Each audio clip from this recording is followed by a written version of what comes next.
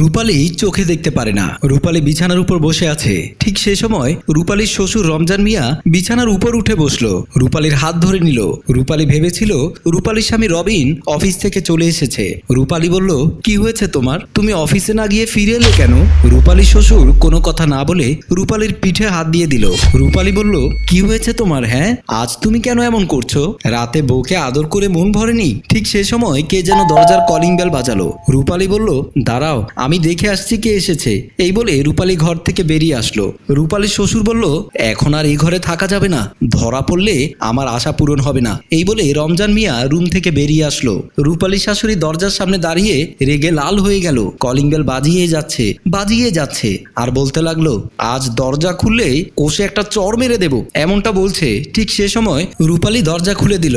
রূপালীর শাশুড়ি ভেতরে ঢুকেই রূপালীকে বলল, এত দেরি করলে কেন? তুমি তো আর কোনো কাজ করো না, যার জন্য দরজা খুলতে দেরি হলো। মা, আপনার ছেলে এসেছে বাড়িতে, আপনার ছেলের সাথে একটু কথা বলছিলাম। আমেনা বেগম বলল, রবিন আজ অফিসে যায়নি? অফিসে না গিয়ে ফিরে এলো কেন? রূপালী বলল, মা, অফিসে যাবার জন্য তো রুম থেকে বেরিয়ে গিয়েছিল, আবার চলে এসেছে। এমন কথা শুনে আমেনা বেগম বলল, ফিরে তো আসবেই। যেদিন থেকে তোমাকে বিয়ে করে এই বাড়িতে নিয়ে এসেছে সেদিন থেকে কাজের ভেতর থেকে মন তুলে নিয়েছে। এই কথা বলে রূপালীর শাশুড়ি আর রূপালী ঘরে চলে গেল।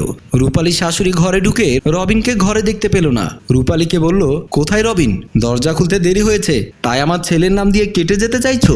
রূপালী বলল, মা, আপনার ছেলে এসেছে, আমি আপনার ছেলের সাথেই কথা বলেছি। আমেনা বেগম বলল, তাহলে কি আমার ছেলে বাতাসে মিশে গেছে? আমি তোমাকে বলে দিচ্ছি, আমার ছেলের নামে কোনো মিথ্যা বলবে না। এই বলে আমেনা বেগম ঘর থেকে চলে যায়। আর রূপালী বিছানার উপর বসে বলতে লাগলো, কে এসেছে তাহলে, যদি রবিন না আসে? এদিকে রূপালীর শ্বশুর বাথরুমের ভেতর বসে আছে আর বলতে লাগলো, আজ বেঁচে গেলাম, ধরা পড়ে গেলে খবর ছিল, এই বাড়ি থেকে বেরিয়ে যেতে হতো। যাই, এখন রুম থেকে বেরিয়ে যায়। এই বলে বাথরুম থেকে বেরিয়ে আসলো। রূপালী বিছানার উপর বসে আছে আর রমজান মিয়া বেরিয়ে গেল। রূপালী দেখতে পেল না। রাতের বেলা রূপালী খাবার টেবিল গোছাচ্ছিল। ঠিক সে সময় রবিন অফিস থেকে এসে রূপালীকে জড়িয়ে ধরলো। রূপালী বলল, কে ধরেছে আমাকে? ছেড়ে দাও বলছি। রবিন বলল, কি হয়েছে তোমার? কি বলছো তুমি? আমাকে তুমি চিনতে পারছো না? মায়ের কাছে আমাকে ছোট না করলেই পারতে। রবিন বলল, পাগল হয়ে গেছো তুমি? আবল তাবল কি বলছো? তোমাকে আমি মায়ের কাছে ছোট করব কেন? রূপালী বলল, তুমি যদি মায়ের কাছে ছোট নাই করবে তাহলে সকালে এসে আবার কেন চলে গেলে? সারাদিন অফিসে কাজ করেছি, মনটা এমনিতেই ঠিক নেই, এই সময় তুমি আবল তাবল কিছু বলবে না। রূপালী বলল, কেন ঘর থেকে বেরিয়ে গিয়ে আবার তুমি ফিরে আসোনি? রবিন বলল, কখনো কি আমি অফিসে গিয়ে আবার ফিরে এসেছি? রূপালী বলল, আমি চোখে দেখি না বলে তুমি আমাকে এমন করে বলতে পারো না। রবিন বলল, আমার মনে হচ্ছে তুমি পাগল হয়ে গেছো, তুমি যা তা বলে দিচ্ছ আমাকে। রূপালী বলল, ঠিক আছে, তোমাকে আর কিছু বলবো না। এ কথা বলে রূপালী ওখান থেকে বেরিয়ে আসলো। এদিকে ড্রয়িং রুমে আমেনা বেগম বসেছিল। ঠিক তখন কাজের মেয়ে রোকেয়া আমেনা বেগমের কাছে গিয়ে বলল, খালাম্মা, আপনার সাথে আমার একটু কথা আছে। আমেনা বেগম বলল, আচ্ছা, কি বলবি বল। বলে তাড়াতাড়ি রান্নাঘরে যা, রান্নাটা সেরে নে, অনেক রাত হয়ে গেছে। রোকেয়া যখন কথা বলতে যাবে ঠিক সেই সময় রমজান মিয়া চলে আসলো। রমজান মিয়া এসে বলল, কি হলো? রোকেয়ার সাথে তুমি কি নিয়ে আলাপ করছো? আমেনা বেগম বলল, রোকেয়া যেন আমাকে কিছু বলতে চাচ্ছে কিন্তু এখনো বলেনি। কি হলো রোকেয়া, কি বলবি, বলে ফেল। রমজান মিয়া রোকেয়ার দিকে একটু চোখ বড় করে তাকিয়ে বলল, হ্যাঁ, ঠিকই তো বলেছে, কি বলবে তাড়াতাড়ি বলে ফেলো। রোকেয়া বলল, না, কিছু বলবো না, এমনিতেই। আমেনা বেগম বলল, যদি কিছু বলার থাকে তাহলে আমাকে বলে ফেল, সমস্যা নেই। রমজান মিয়া বলল, আমার মনে হচ্ছে রোকেয়া দুপুরবেলা আমার কাছে টাকা চেয়েছিল, ওর মায়ের নাকি অসুস্থ মনে হচ্ছে, সেই টাকাটাই চাচ্ছে। রোকেয়া বলল, হ্যাঁ, আমার মা অসুস্থ, আমার কিছু টাকা দরকার ছিল। আমেনা বেগম বলল, আচ্ছা ঠিক আছে, এখন না, আমি টাকাটা তোকে পরে দেব, যা এখন রান্নাঘরে যা। তারপর রোকেয়া সেখান থেকে চলে আসলো। রমজান মিয়া বলল, আমার মনে হচ্ছে রোকেয়াকে এখানে বেশি দিন রাখা যাবে না, ও একটু চালাক হয়ে গেছে, ওকে বাড়ি থেকে বের করে দেওয়াটাই ভালো। আমেনা বেগম বলল, রোকেয়াকে বাড়ি থেকে বের করে দিলে সংসারের কাজ কে করবে? তুমি করবে নাকি তোমার ওই অন্ধ বৌমা করবে? সংসার কাজ করার মতো তো কেউ নেই। রমজান মিয়া বলল, আমি বলছিলাম নতুন আরেকজন কাজের লোক নিয়ে নেব। তখন আমেনা বেগম বলল, ঠিক আছে, এখন তুমি এখান থেকে যাও, আমাকে একটু একা থাকতে দাও, ভালো লাগছে না। কথা শোনার পর রমজান সেখান থেকে চলে গেল। রবিন অফিসে বসে বলতে লাগলো, রূপালী তো কখনো এমন করে কথা বলেনি আমার সাথে, তবে কাল কেন রূপালী আমার সাথে এমন ভাবে কথা বলল? আমি তো সকালে বাসায়ও যাইনি, তবুও রূপালী বলল আমি নাকি বাসায় গিয়েছি। আমার মনে হচ্ছে রূপালী ভুল বলছে অথবা ঠিকই বলছে। আজকে বাসায় গিয়ে বিষয়টাকে দেখতে হবে। তারপর রবিন রূপালীকে ফোন করছিল। রূপালী রূপালীর ফোন বেজেই যাচ্ছে, কিন্তু রূপালী ফোন রিসিভ হচ্ছিল না।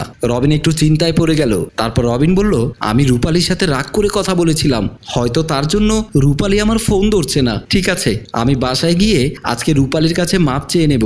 এ কথা বলার পর রবিন আবারও কাজে লেগে গেল। রমজান মিয়া কলিং বেল বাজাচ্ছিল। রূপালী গিয়ে দরজা খুলে দিতেই রমজান মিয়া ভেতরে চলে আসলো। রূপালী বলল, তুমি এসেছো? তোমার জন্যই অপেক্ষা করছিলাম আমি। কাল রাতে তোমার সাথে খারাপ আচরণ করেছি, আমাকে মাফ করে দিও। এই কথা বলার পর রমজান সাহেব রূপালীকে জড়িয়ে ধরলো। রূপালী বুঝতে পারলো রূপালীর স্বামী না, অন্য কেউ। রূপালী জিজ্ঞাসা করতে লাগলো, কে আপনি?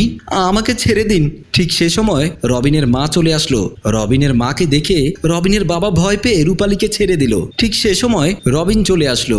রূপালীকে কাঁদতে দেখে রবিন জিজ্ঞাসা করলো, মা, রূপালীর কি হয়েছে? রবিনের মা কথার জবাব না দিতে পেরে মাথা নিচু করে দাঁড়িয়ে রইল। রবিন বুঝতে পারলো কিছু একটা গড়বড় হয়েছে। তখন রূপালী বলল, রবিন, আমি ভেবেছিলাম তুমি এসেছো আর দরজা খুলে দিতে জড়িয়ে ধরেছো, কিন্তু তারপর দেখতে পাই তুমি নও, তোমার বাবা আমাকে জড়িয়ে ধরেছে। এখন আমি বুঝতে পেরেছি তুমি যখন না থাকো তখন তোমার বাবা আমার সাথে এমন আচরণ করে। রবিন বলল, বাবা, বাড়ির বউয়ের সাথে এমন আচরণ করতে তোমার একটুও খারাপ লাগেনি? এটা কি করেছো তুমি বাবা? রমজান সাহেব কথা বলতে না পেরে রবিনের হাত চেপে ধরে বলল, বাবা, আমাকে ক্ষমা করে দে। রবিন বলল, বাবা, তুমি কি ক্ষমা করে দেওয়ার মতো কাজ করেছো? রবিনের মা বলল, তোমাকে নিয়ে আমি সারা জীবন মানুষের কথা শুনেছি। আমি ভেবেছিলাম তোমার বয়স হয়েছে, তুমি ভালো হয়ে গেছো, কিন্তু না, তুমি সেই আগের মতোই রয়ে গেছো। তখন রূপালী বলল, বাবা, আমার বাবা নেই, মা নেই, সবই তো আপনারা। আমি চোখে দেখতে পারি না, তবুও আপনার ছেলে আমাকে ভালোবেসে বিয়ে করেছে। এত সুন্দর পরিবার আমি পেয়েছি, আপনাকে আমি নিজের বাবা বলে জেনেছি। বাবা, আপনি আমাদের সংসারটা ভেঙে দিয়েন না, আসুন না সবাই মিলে সংসারটাকে সাজিয়ে তুলি। এ কথা শোনার পর রমজান সাহেব বলল, বৌমা, তুমি সত্যি অনেক মহান। সম্মানিত ভিউয়ার্স, গল্পটি আপনাদের কাছে কেমন লেগেছে তা আমাদের কমেন্ট করে জানিয়ে দেবেন। লাইক, কমেন্ট, শেয়ার করে আমাদের পাশেই থাকবেন। গল্প ভাবনা ও পরিচালনায় বকুল আহমেদ, প্রযোজনায় মঞ্জুর মোর্শেদ, লাইটিংয়ে শিহাব, ক্যামেরায় আছেন রিমন। ধন্যবাদ সবাইকে।